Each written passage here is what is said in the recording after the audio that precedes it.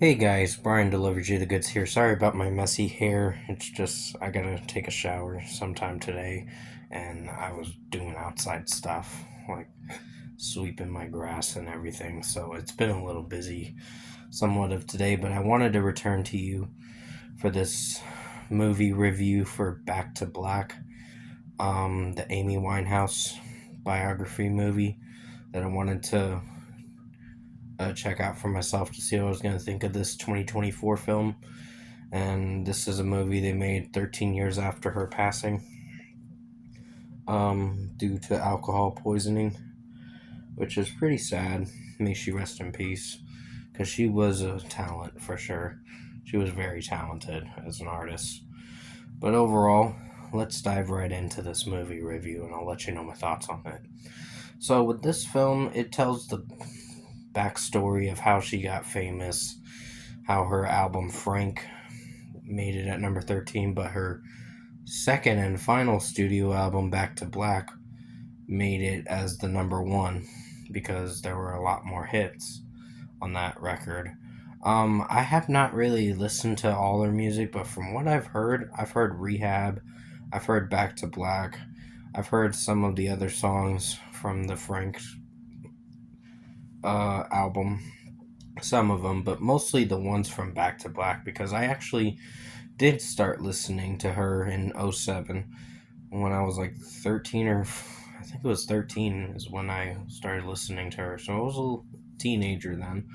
But overall, with what I listened to with her music through this movie, I was impressed, but there were some things about the film that kind of dragged a little bit, but it explained what it could. Um, but it was on point for some of the movie, but execution wise, there were some critiques I had with this film. Not to say it's the worst. I think the actress that played Amy Winehouse in this film did a good job with her performance. Some of the other performances were fine, but there were a few that were hit or miss. But execution wise with this film, I think it pulled it off with what it was going for some of the time. But I think it's a decent film. It's a decent watch through. I have some critiques with some scenes in the film and how it is utilized with each execution of a scene. But for the most part, it just explained the story of how she drank too much alcohol and just drank herself to death, pretty much. So it was pretty sad to see that kind of thing happen in her lifetime, but she went through a lot. She went back and forth with some relationships, and one was the guy Blake or whatever in this film, and he was like a drug addict. He was addicted to heroin, so it's pretty sad. And she got addicted to it as well, and then she did go to rehab close to the end of the film, and then she got clean for a while, and then relapsed, and it killed her, unfortunately, at the end of the film.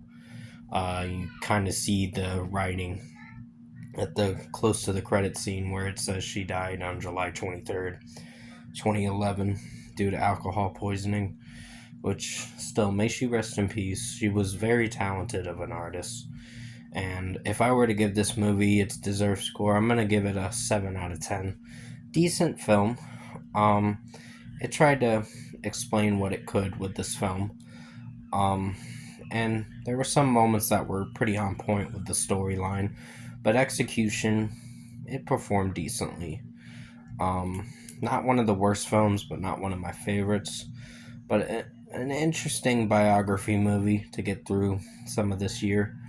But overall, yeah, uh, 7 out of 10 for the movie Back to Black, the Amy Winehouse movie uh, that I got a chance to watch. I will be returning to you for Furiosa, the Mad Max saga film, pretty soon, sometime tonight, I think. I'm going to be watching it today to give you my initial thoughts on that and to continue on from there.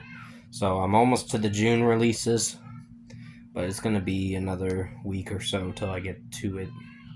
But until then, thanks for watching this movie review this afternoon, and hope you enjoyed it. Thanks for watching.